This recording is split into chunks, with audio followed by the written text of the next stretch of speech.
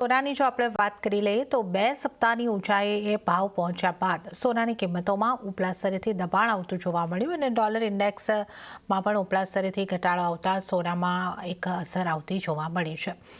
તો કિંમતો પર નજર કરી લઈએ. કોમેક્સ પર 3,390ના સ્તર જોવા મળી રહ્યા છે. અત્યારે અહીં આગળથી 0.19%નું દબાણ અને સ્થાનિક બજારની જો આપણે વાત કરીએ તો કિંમતો 1,01,400ની આસપાસ આપણને જોવા મળી રહી છે. તો 0.10-0.12% સુધીનું દબાણ આપણે એમસીએક્સ ગોલ્ડમાં પણ જોઈ શકીએ છીએ. અહીંયા આગળથી જીગરજી આપની સોનાને માટે કઈ રીતનું વ્યૂ બની રહ્યો છે? અહીંયા પણ આપણે જે રીતે ટેરિફની ઇમ્પેક્ટ જોઈ રહ્યા છે અને જેનો ઉલ્લેખ આપે કર્યો કે એક ફેડના મેમ્બર્સને લઈને પણ ટ્રમ્પની નીતિઓ જે રીતની છે ત્યાં પણ ઘણી બધી અનિશ્ચિતતાઓ છે. સોના ઉપર કેવી રીતની ઇમ્પેક્ટ અહીંયા આગળથી આપણે આ બધાની જોવી જોઈએ? તો સોનું હોય કે ચાંદી હોય, આવતીકાલે ઓગસ્ટ મહિના માટે છેલ્લો ટ્રેડિંગ સેશન છે અને ફેન્ટાસ્ટિક રન કન્ટિન્યુ કર્યું છે. એમસીએક્સ ગોલ્ડની જો હું વાત કરું તો month on month as of today 2.7%ની રેલી આવી છે અને year on year 32% MCX gold rally આવી છે. કોમેક્સ ગોલ્ડ 29% રેલી છે year on year, month on month 3% rally છે.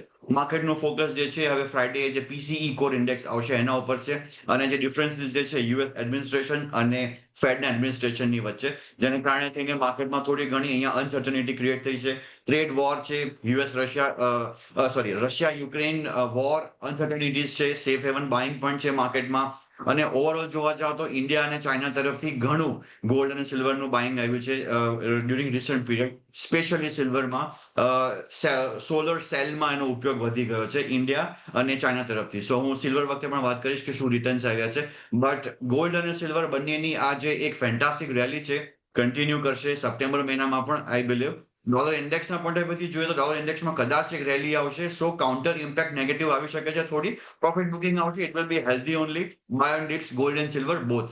Since we are talking about gold October 1,01,390નો ભાવ ચાલી રહ્યો છે. One can go long around this levels. 1,01,200નો સ્ટોપ લોસ, 1,01,500 માટે 2 દિવસનો આ કોલ છે, આજે ને કાલે. One can go long in gold.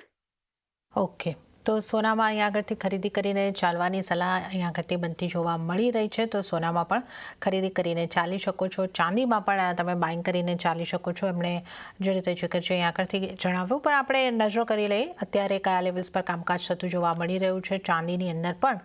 તો ચાંદીમાં પણ કિંમતો એક મહિનાના ઉચ્ચતમ સ્તરે પહોંચી છે, જ્યાં કોમેક્સ ઉપર $39ની નજીક કિંમતો પહોંચી ચૂકી છે અને સ્થાનિક બજારમાં 1,16,421ના સ્તરની આસપાસ આપણે કામકાજ જોઈ શકીએ છીએ.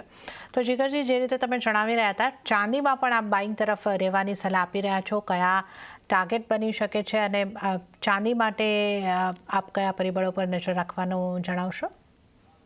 સિલ્વરની આપણે વાત કરીએ તો કોમેક્સ હોય કે એમસીએક્સ હોય, યર ટુ ડેટ બંનેના પરફોર્મન્સ સરખા છે. 34%ની રેલી આવી છે. મંથ ઓન મંથ જોઈએ તો એમસીએક્સમાં 5.6%ની રેલી છે ઓગસ્ટમાં અને કોમેક્સ ઉપર 5.5%ની રેલી છે. ચાંદી આપણે બધા જાણીએ છીએ કે એ બેઝ મેટલ્સની બાયર પ્રોડક્ટ છે. સો બુલિયનના પોઈન્ટ ઓફ વ્યૂથી પણ એમાં ફંડામેન્ટલ્સ ચેન્જ થાય છે, ડિમાન્ડ સપ્લાય ક્રિએટ થાય છે સિચ્યુએશન, અને બેઝ મેટલ્સના પોઈન્ટ ઓફ વ્યૂથી પણ supply and demand situation change થાય છે. બુલિયન્સ ઓફકોર્સ સેન્ટિમેન્ટ્સ પોઝિટિવ છે. બેઝ મેટલ્સની વાત કરીએ, એના એંગલથી વાત કરીએ તો મેં જેમ વાત કરી કે સોલરમાં છેલ્લા ઘણા સમયથી ચાંદીનો વપરાશ વધી ગયો છે, પર્ટિક્યુલરલી ચાઇના તરફથી, ઇન્ડિયા તરફથી ઇટીએફ્સમાં એના ફ્લોઝ વધી ગયા છે. સો મને જો પૂછવામાં આવે કે આ દિવાળી હોય કે આવતી દિવાળી હોય, દિવાળી 2025 કે 2026, પોઝિશનલી what will you prefer between silver and gold? I'll go with silver. મને લાગે છે $40ની ઉપર જો કોમેક્સમાં એકવાર ક્લોઝ આવી જાય છે month on month or even weekly basis પર, $43-44 બહુ જલ્દી જોવા મળશે.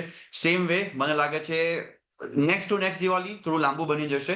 આ દિવાળી માટે મને લાગે છે જે સિલ્વરનો ભાવ આજની તારીખમાં, સિલ્વર સપ્ટેમ્બરનો ભાવ આજની તારીખમાં 1,16,000ની આસપાસ છે. આ દિવાળીની આસપાસ જો 1,25,000ની આસપાસ આવે તો આઈ વોન્ટ ગેટ સરપ્રાઇઝ. અને આઈ થિંક કોઈ બી ઘટાડી સિલ્વરમાં પણ ખરીદારીનો જ અહીંયા માહોલ છે. So I go with the long call in silver also. Silver September current contract 1,16,400ની આસપાસ છે. One can go long for intraday. 1,16,200નો સ્ટોપ લોસ, 1,16,800, 1,17,000 માટે પણ લોંગ કરી શકાય. ઓકે, તો ખરીદીની જ સલાહ ચાંદી ઉપર પણ બની રહી છે. 1,16,000 800 સુધીના ટાર્ગેટ અહીંયા આગળથી બની શકે છે. 1,16,200ના અહીંયા આગળથી આપણે વાત કરીએ સ્ટોપ લોસ રાખવાની, અને દિવાળી સુધીનો વ્યૂ પણ જે જોઈએ તમને આપ્યો છે કે ચાંદી 1,25,000 સુધી પણ પહોંચતી દિવાળી સુધી આપણને જોવા મળી શકે છે. તો ચાંદી ઉપર એક બુલિશ વ્યૂ અહીંયા આગળથી ચોક્કસપણે બની રહ્યો છે. તો સોના ચાંદીની આપણે